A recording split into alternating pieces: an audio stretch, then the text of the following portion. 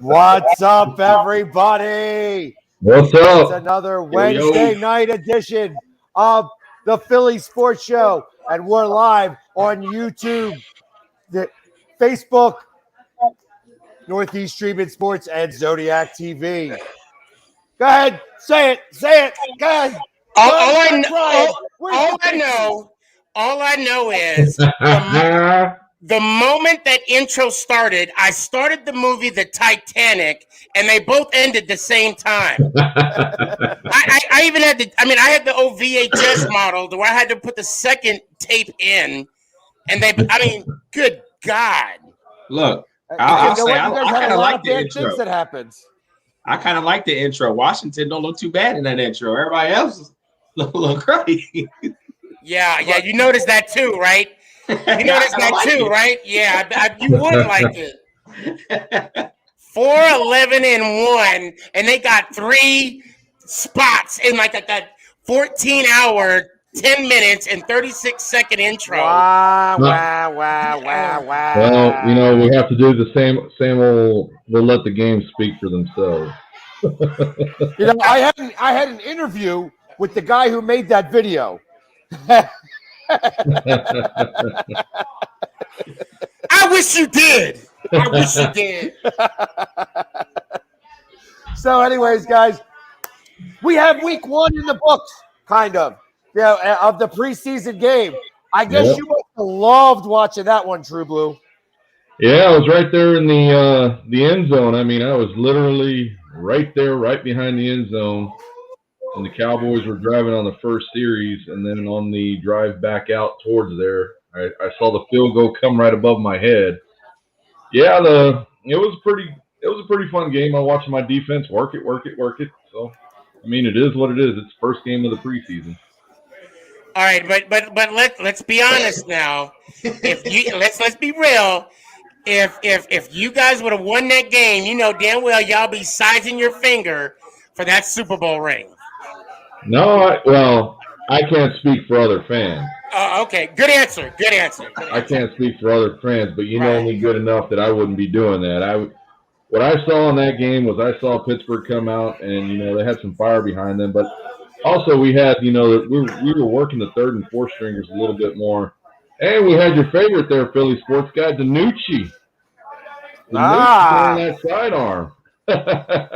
He was slinging them pizzas, huh? He was slinging them. You have a slice, and you have a slice, and you have a slice. Yeah. So I want to mention something about the game that I noticed. Haskins looked pretty good, rejuvenated. I mean, he looked confident. He stood tall in the pocket, delivered the ball. Okay, I mean, I don't know. I don't know his stats, but he looked good. And in True Blue, I want to talk about the kumbaya moment with your former coach and your owner.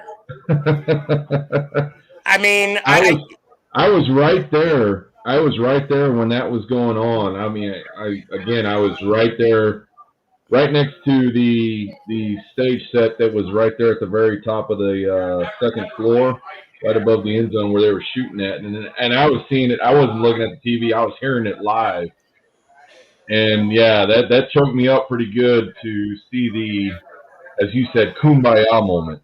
Yeah, it was pretty awesome, man. It hit home, and I'm sure a lot of other Cowboys fans and fans in general, it was pretty heartwarming to me. Robert Kraft took the Cowboys motto or model, if you will, but he flipped it. He did the opposite.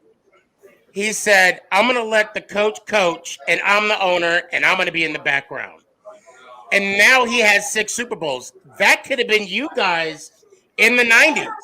Yep. Sure honestly, that could have been. I know there's a good chance y'all could have had 4 straight. Easy. Oh, easy.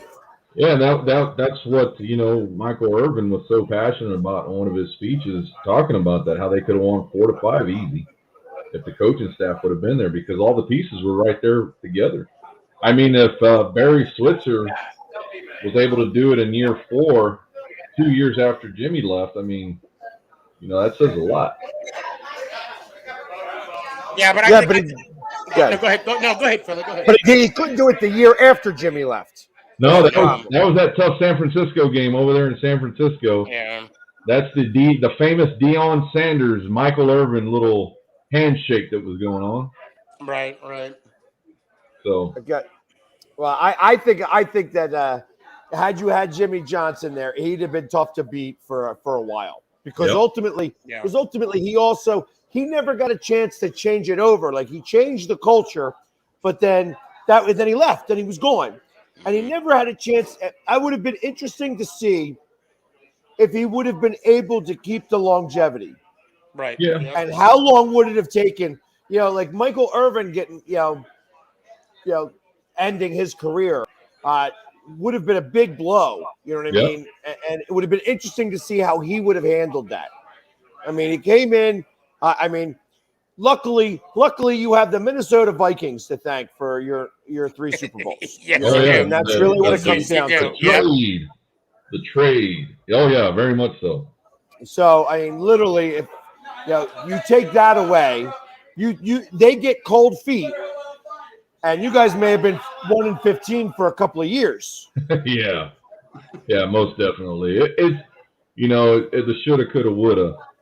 Those are the heart tugging moments that you wish you could have back, but it is what it is.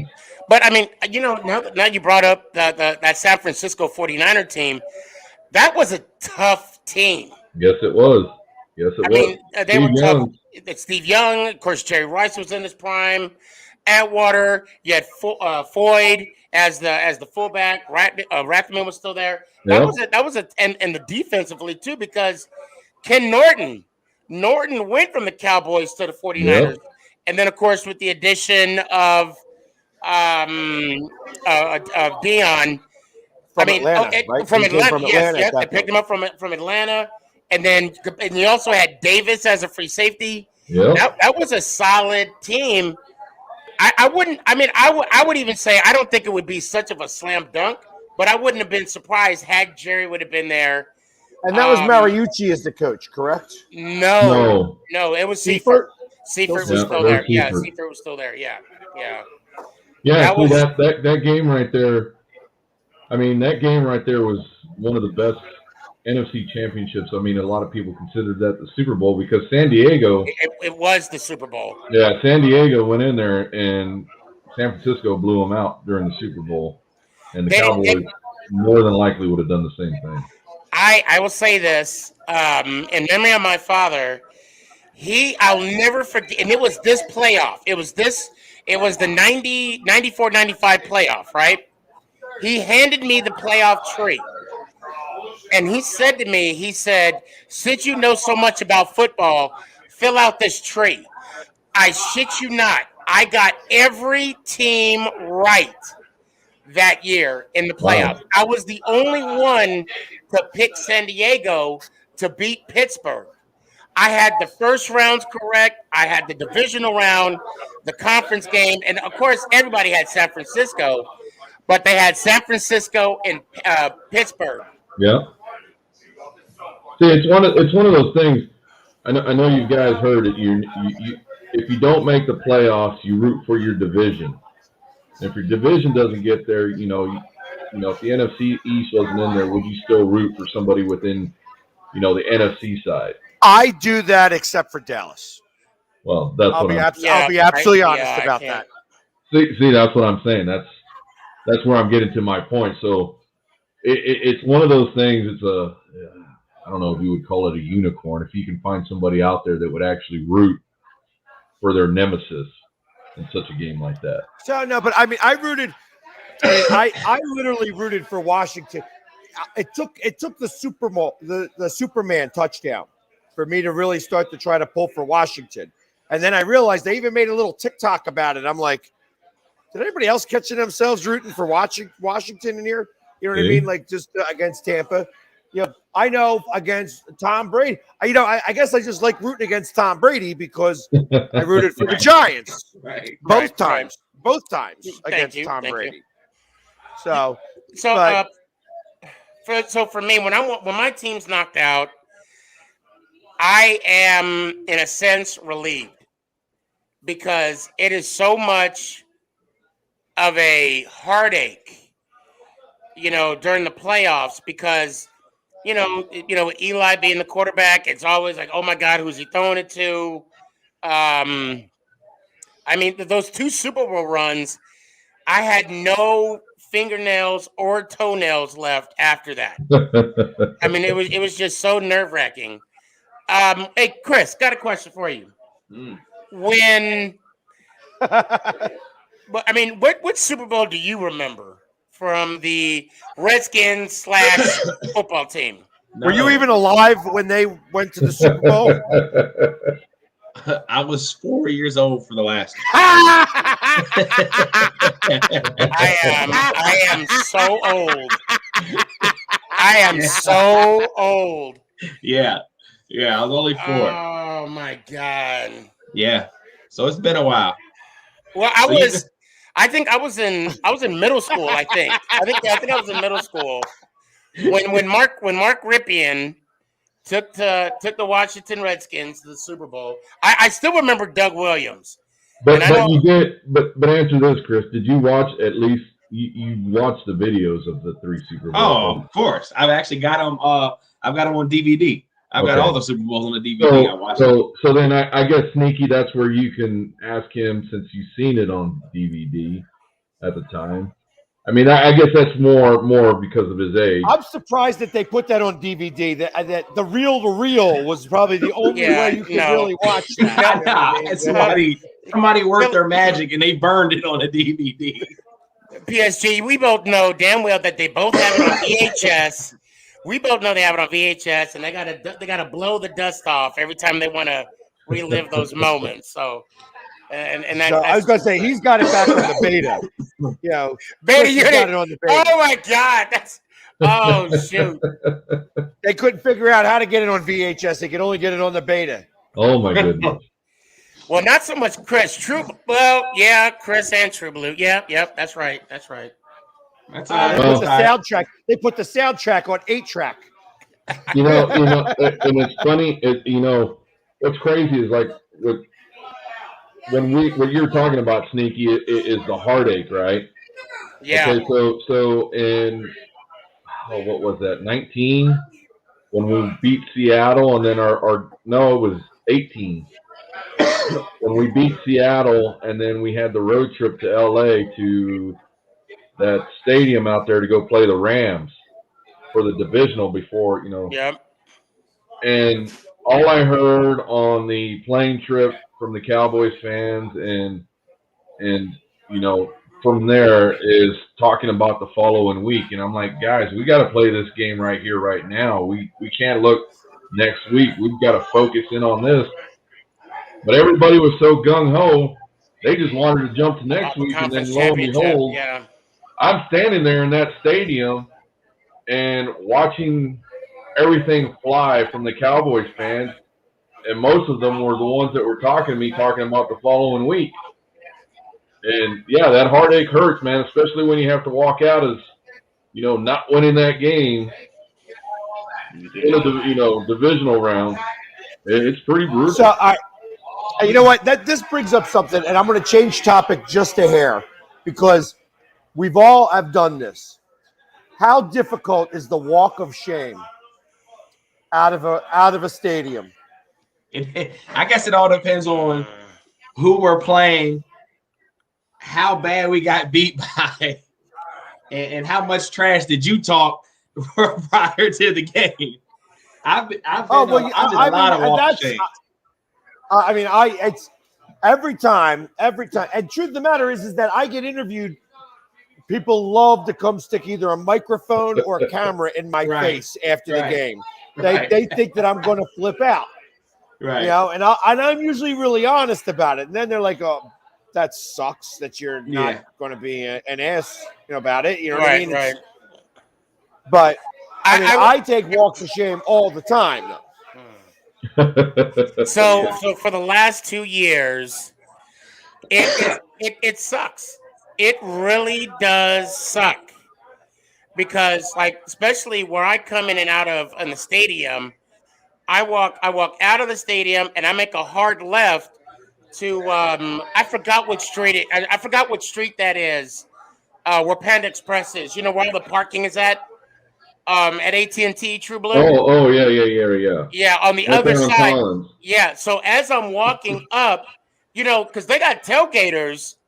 I mean, they have the Dallas tailgaters on my left, and they're not only coming at me, but they're like talking trash to my wife and my girls, and Sienna, my baby girl.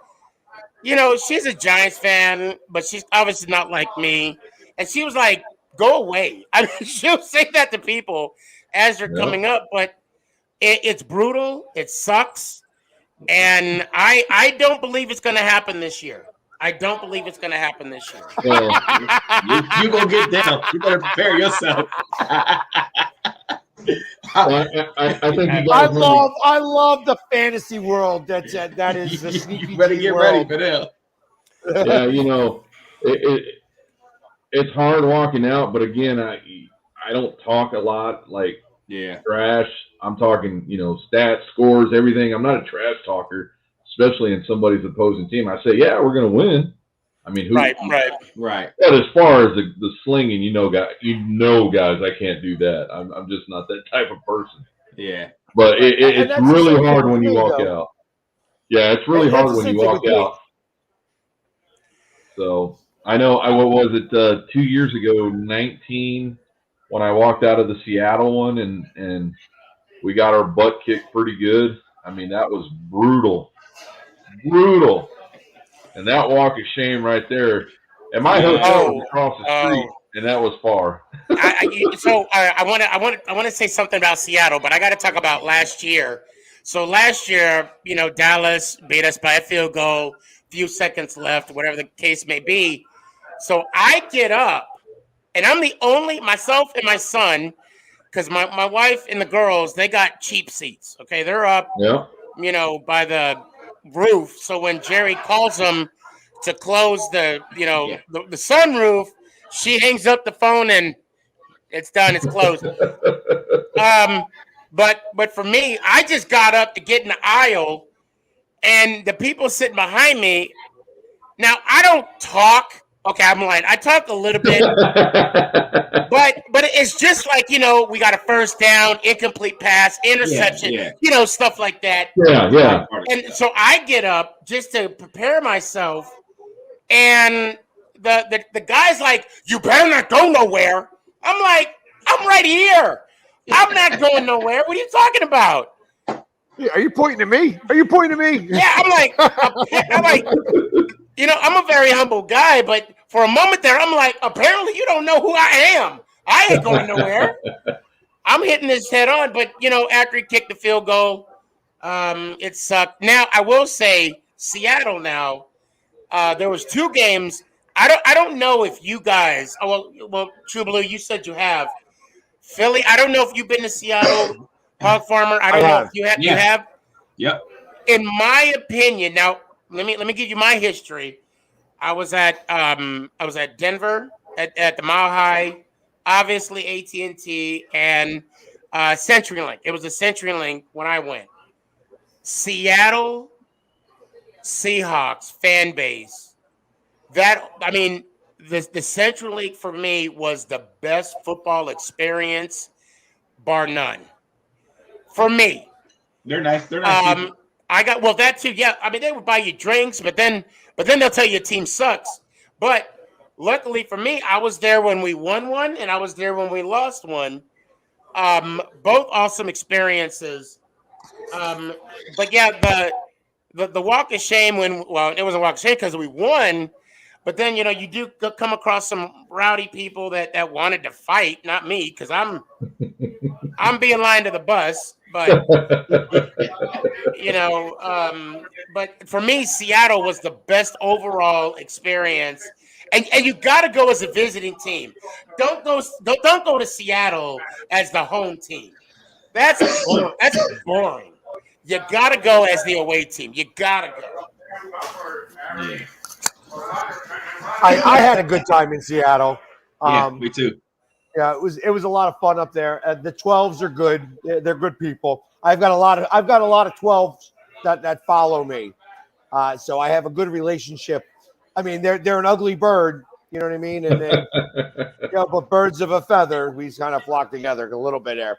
Yeah, in fact, we spent some time at a super fans place for the Pro Bowl a couple years ago. Okay. Oh, The that's three right. of us, the three of us in the same house. It made for a lot of interesting pictures. You know what I mean? And it was the interesting part of it was the sound. It was like the start of a funny joke. What happens when a Seahawks, a Cowboys, and an Eagles fan get together? They go to an Orlando Magic basketball game. That we did. So it was fun. It was fun being under the same roof and just the banter back and forth.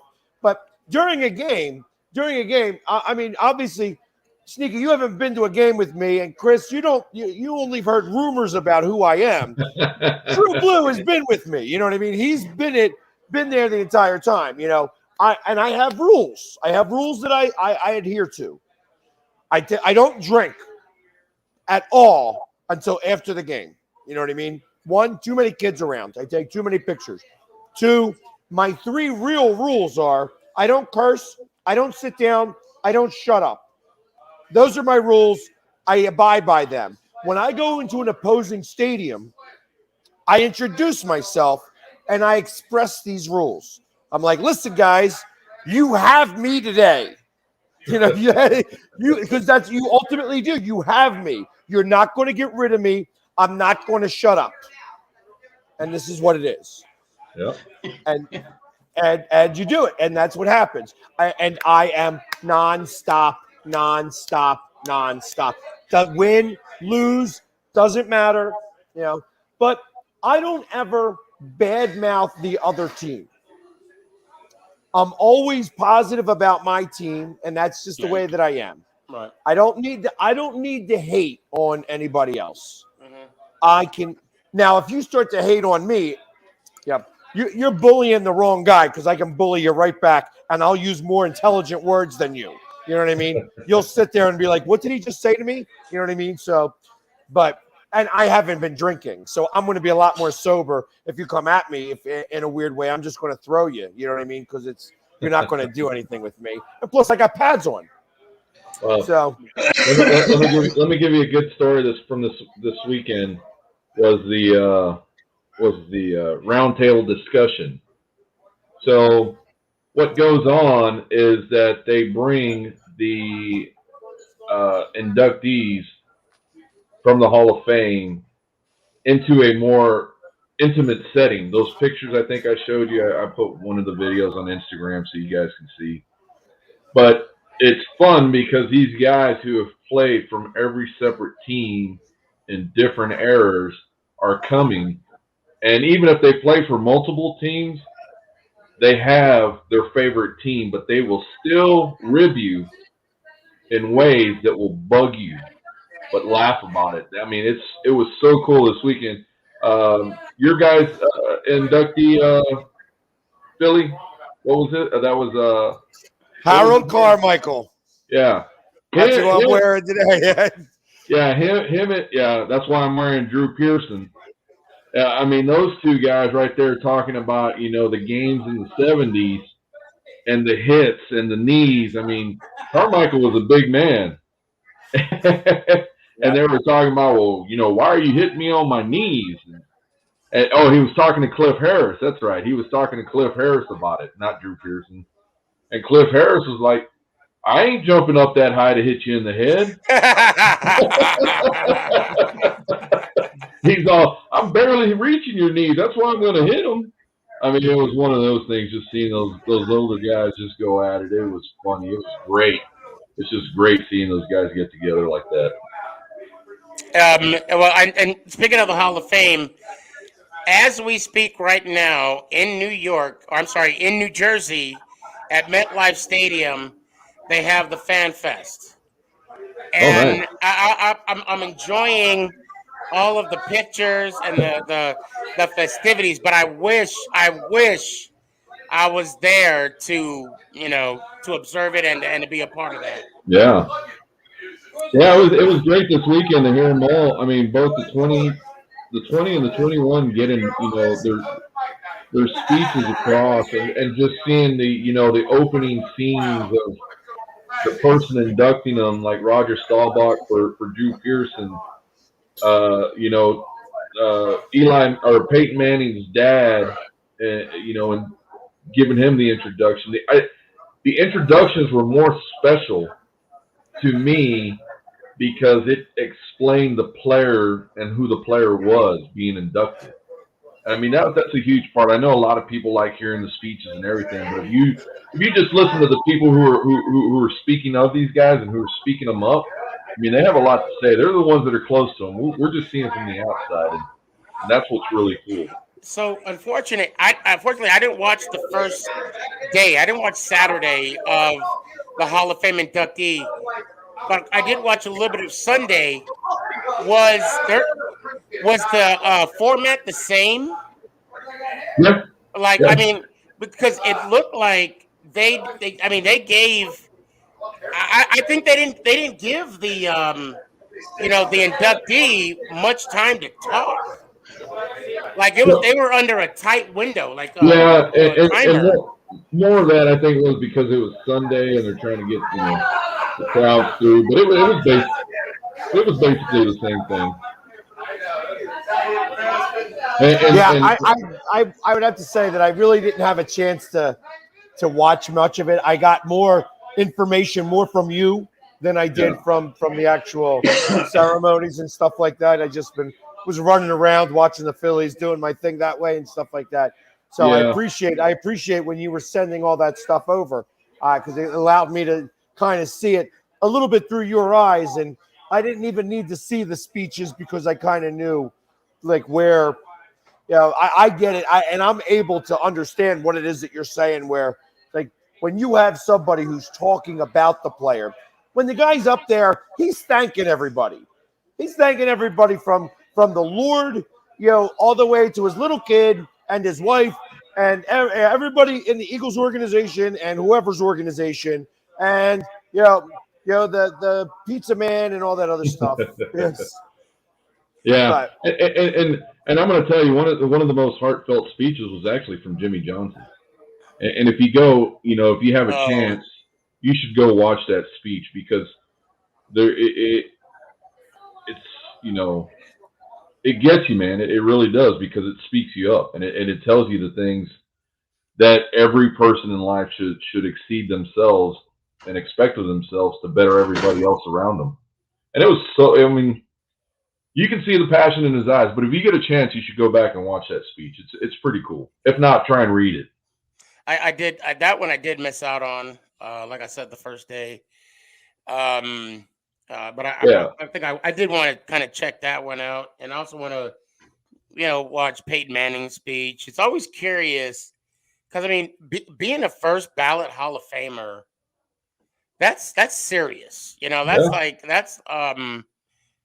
That's something to I guess to shake a stick at, if you will.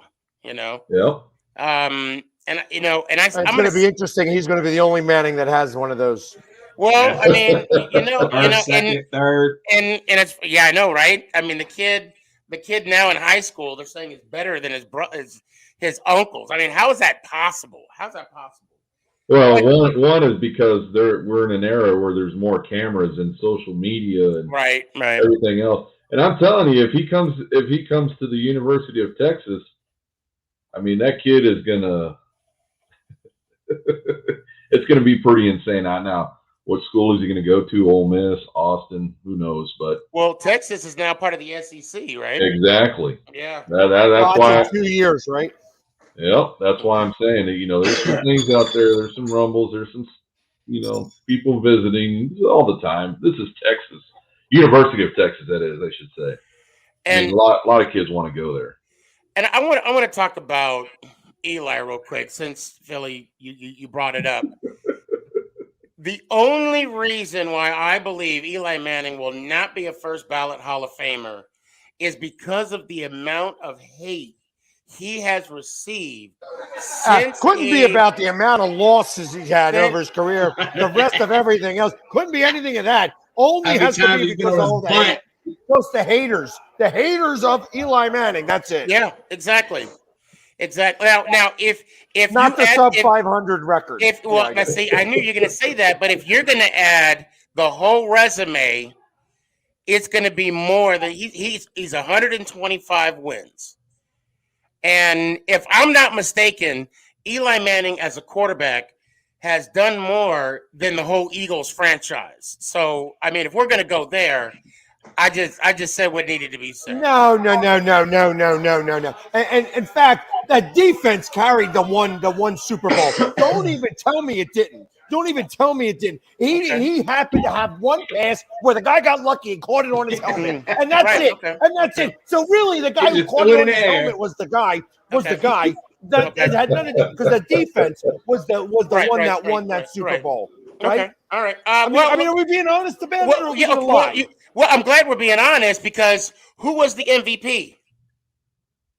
I'll wait. Yeah, because he had the one. No. That's not what I asked. Who was the MVP and not one, but both of the Super Bowls that he played in? Well, I know he won the both, but they didn't give it to Michael Strahan because he didn't really have enough tackles. But he was the one disrupting everything. Yeah, but I can't talk for the writers.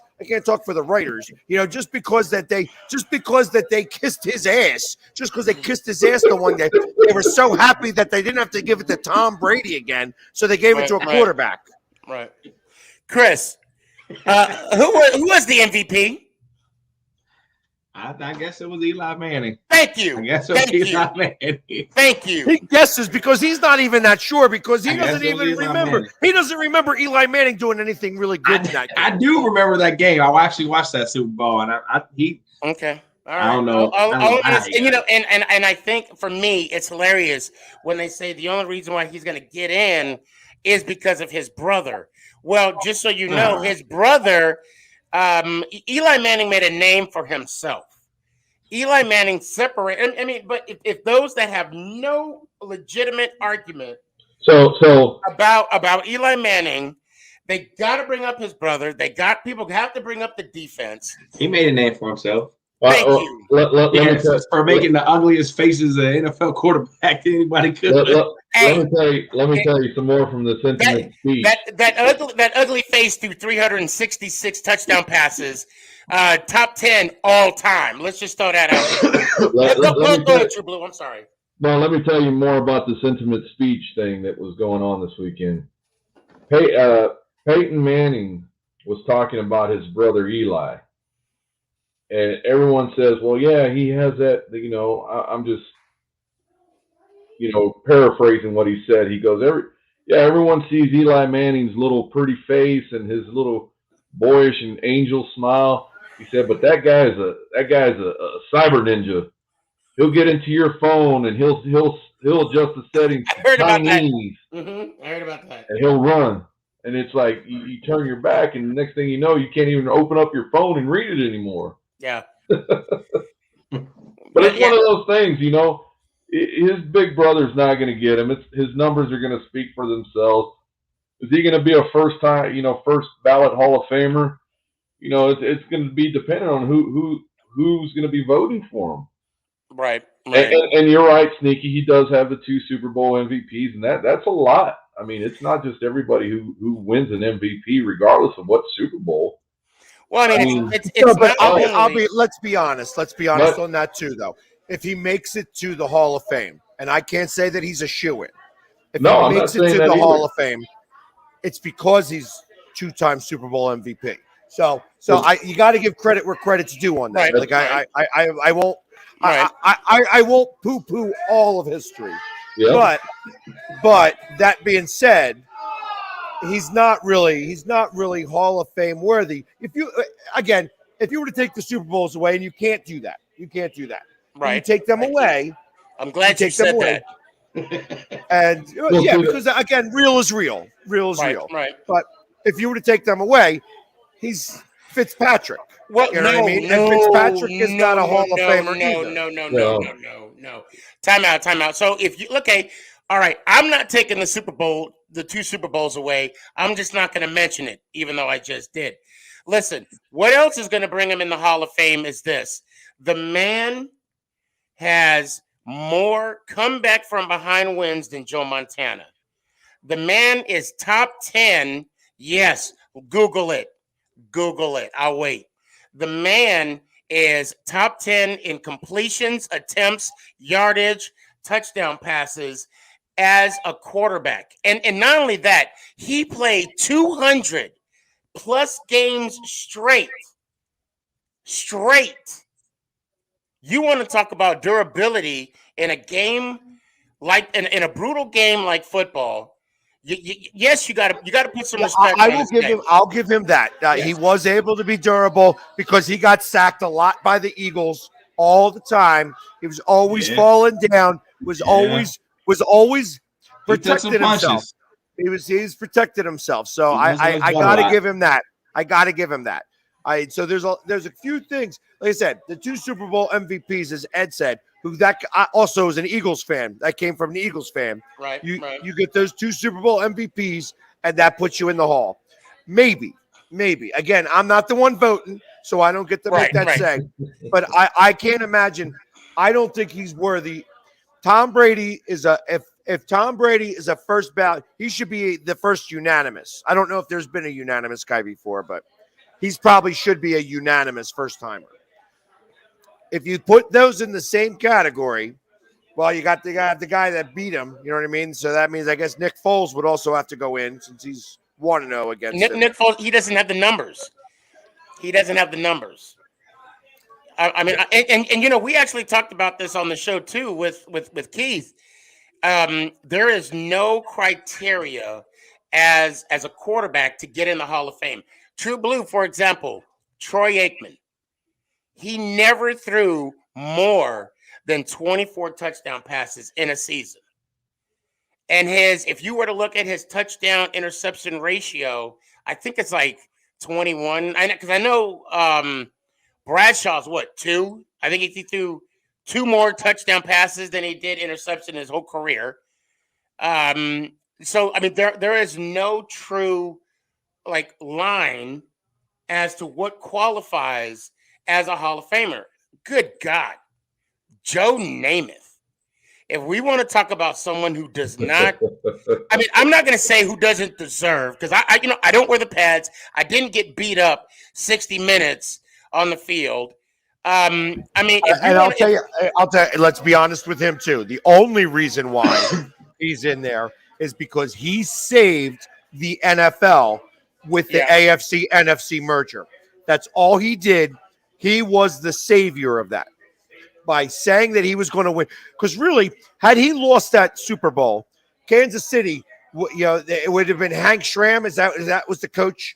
He was the one that Kansas City crushed whoever they played in that Super Bowl. So, well, no, they played the Colts. What are you talking about? The Jets? The Jets no. I'm talking in Super Bowl 4. Kansas City smoked whoever they played. Oh yeah, it was. I'm going to say it was the Vikings. What? I think it was Minnesota Vikings. But it was Super Bowl 3 where Joe Namath called his shot. Yes, and he was the one that saved the AFC NFC merger. The AFL NFL merger. Right. So that's the reason why he's in the Hall of Fame. He was not a really great quarterback. And this past weekend at the J. Babe Center there in Canton, Ohio, I actually met a player from the New York Jets Super Bowl III championship, and he put on the ring on my pinky. Oh, wow, yeah. Super Bowl III ring. He put it on my pinky, along with a couple of other fans that were there from different teams, so we can do his little chant and give the expression of who the Jets were at that point in time in history. It was really cool. Did you take a picture of it? I got a video of it. They recorded it. Oh, okay, good. Because if you didn't, it wouldn't have happened. It didn't happen. Yeah. I'm telling you, it didn't happen if you didn't do it. I'm to let you know. Oh yeah, no, it happened. All right, it was pretty fun. True. It's funny. It's funny you bring that up. Oh my God, 2011. I was in a airport, and I have a picture of it, so it did happen. I actually put on it was the third Super Bowl ring of the Steelers. And the gentleman, he was the backup to Bradshaw. I can't think of his name right now. And I'm like, what ring? Because he was actually sitting next to me. And I'm like, what ring you got on? And he was like, oh, this thing? I'm like, this mother, So, yeah, it actually fit my middle finger. And even though it was a Steelers ring, it felt good wearing history. I mean, that's what you're wearing, NFL history. And, I do come on the show daily. And I do put on, I have this replica 2011 New York Giants Super Bowl ring. Because he got it out of a gumball machine. But I tell you what, that is one expensive gumball, and I would still be chewing that damn gum. I don't care. To 15 years from now, I'll still be anyway. I believe, since we're talking about Super Bowl rings, true fans, not bandwagon, not fair weather, true fans like us four right here. I mean, in a sense, we should at least be given an opportunity to get a Super Bowl ring. I'm not saying exactly like the players, no, because that's, godly expensive. But I think, we as fans, we're there when the player comes, when the player's there, and when they leave. For example, True Blue, you were a diehard Dallas Cowboy fan, true or false, before Romo was there. True. During Romo. True. And you're still a diehard fan. True. So Romo had the luxury of separating himself from the Dallas Cowboys. Not because I wouldn't include myself in the Dallas Cowboys, but we don't have. It's easy for people to say we can always root for another team. I call horseshit. Yep. No offense, Philly. I call horseshit because I believe this is a way of life for us. That is. Therefore, I remember I was talking to Rodney Hampton. I mean, one of the awesome guys I ever spoke to. I brought up how we beat Minnesota in the first round, but got destroyed to the 49ers. And he was like, thanks for bringing that up. I said, Ronnie, you got to know something. When you win, I win. When you lose, I lose. And that's just the way it is with being, I don't want to say a super fan, but a dedicated fan. Yep. A true dedicated fan. Yep. No, and I absolutely agree with that. Like I say, when I'm pulling for another team, it's not only because when I watch anything on television, and it doesn't matter who's playing, it could be a video game with somebody against somebody else, and I'm going to root for somebody, kind of. You know what I mean? I'm not doing the Philly sports guy for them, but I'm like, hey, I want the person in red to win this game because they're doing something that I like in comparison to the other guy, or the other guy's talking too much crap. I usually like the underdog, just in general, So right. I will always kind of pull that way. That being said, you know what I mean? I only will cheer for my team. Right. Agreed. I will cheer against certain teams. I'll cheer against Dallas all the time. Amen. All the time. And I cheer against the Pittsburgh Penguins in hockey all the time. There's certain people that I can, if I say that I hate them, that's a level of respect, because you don't get that level of respect that often from me. I don't hate players. I don't care.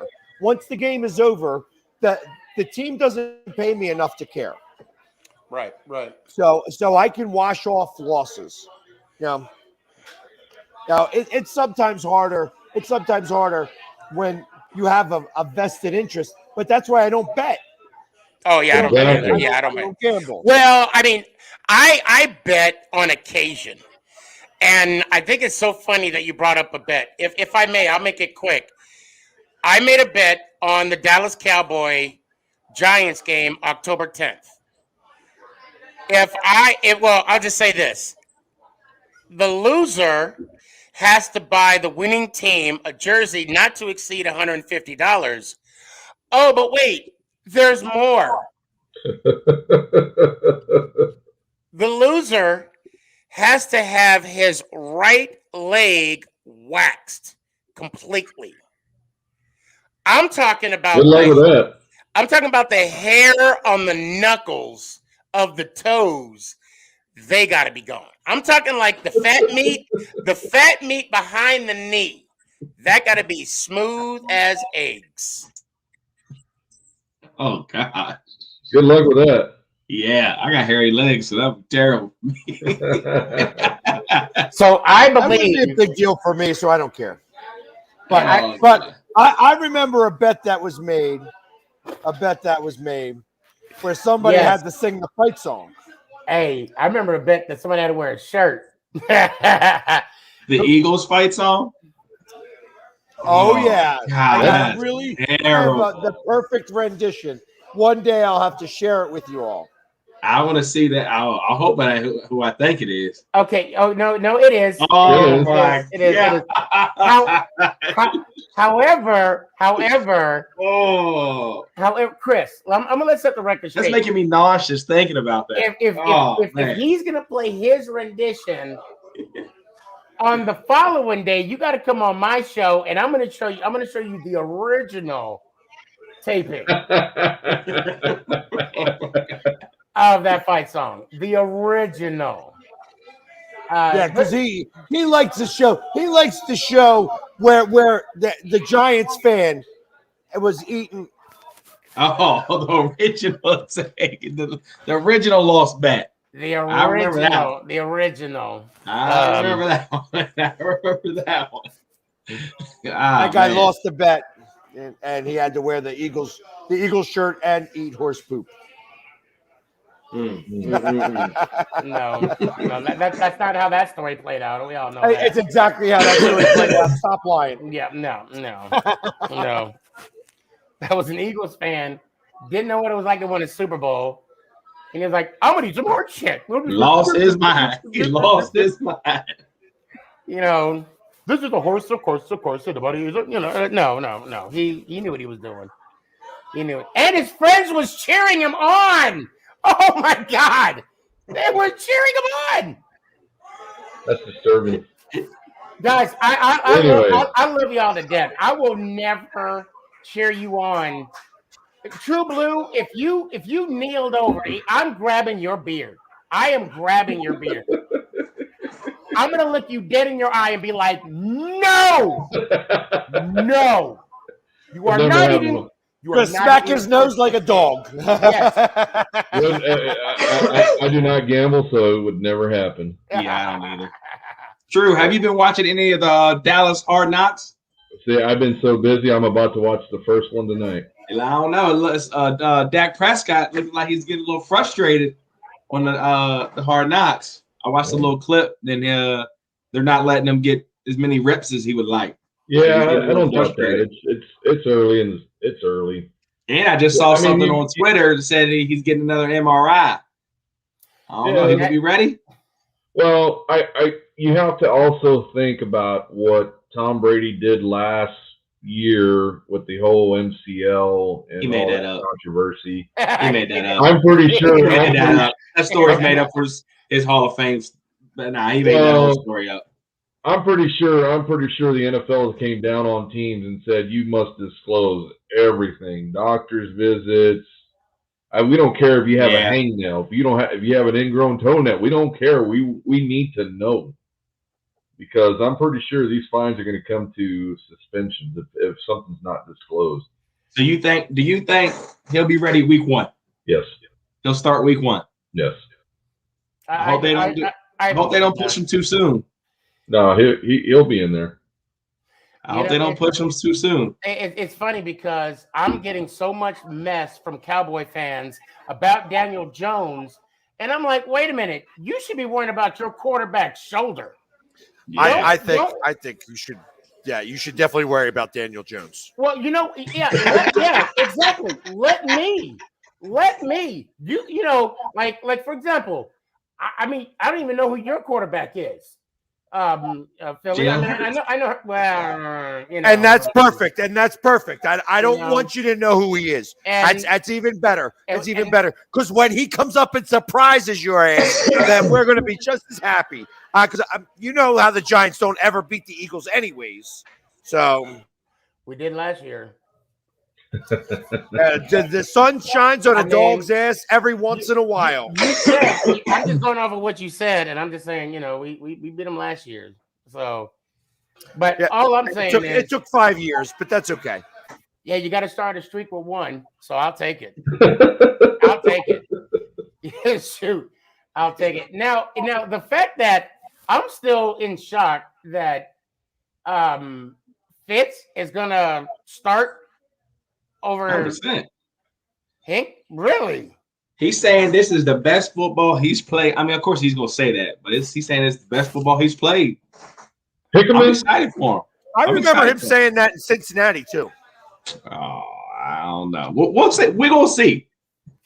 We're gonna see. We might have the best quarterback in the NFC East. Did I give you my hot take? Somebody did you just hear what he just said? We might have the best quarterback in the NFC East. Oh my God. We're gonna see. We're gonna see. You know what? That's I was going to do a hot take, but he took it. He took the hot take. Now what? Because I tell you, hot take? I'm going to record that, and that's going to get played over and over and over and over again. Every interception, every loss to the NFC East. We could have the best quarterback in the NFC East. We could have the best quarterback in the NFC East. Wow. I'm gonna tell you right now, that better be your next intro. That better be the I'm next. excited. That'll be your next 45-minute, 83-second intro. So so you're saying he's already starting over? That's already done deal. He's starting. Yeah, he's going to be the starter. 100%. I tell you, they don't go nowhere until they put Heineke in. And I said that I don't think he's even having the best camp. Of course, he's not having the best camp because he's a game day guy. I don't know. I don't know. If he was a game day guy, he would have did something in Carolina. But why pay him the money if you're going to let him sit the bench? Well, they didn't pay him no money. They didn't give him no money. They gave money to Allen. Well, I mean, I know it's under 10 million. Yeah, he got. I mean, he got was it like 4? 2 or something like that. It was a small number. He didn't get paid. They brought him back. He was the first quarterback to get re-signed, and then we signed Allen to a pretty good deal, and then we signed Fitz to 1 year, $10 million. So.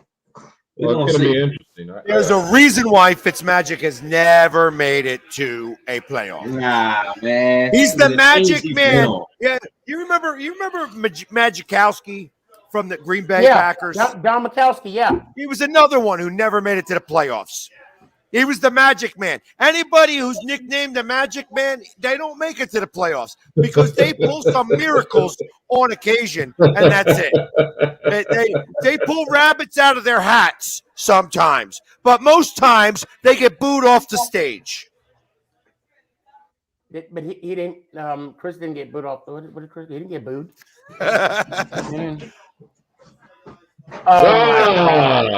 Fitzmagic is going to be the best quarterback in NFC East. You see this magic right here, Philly?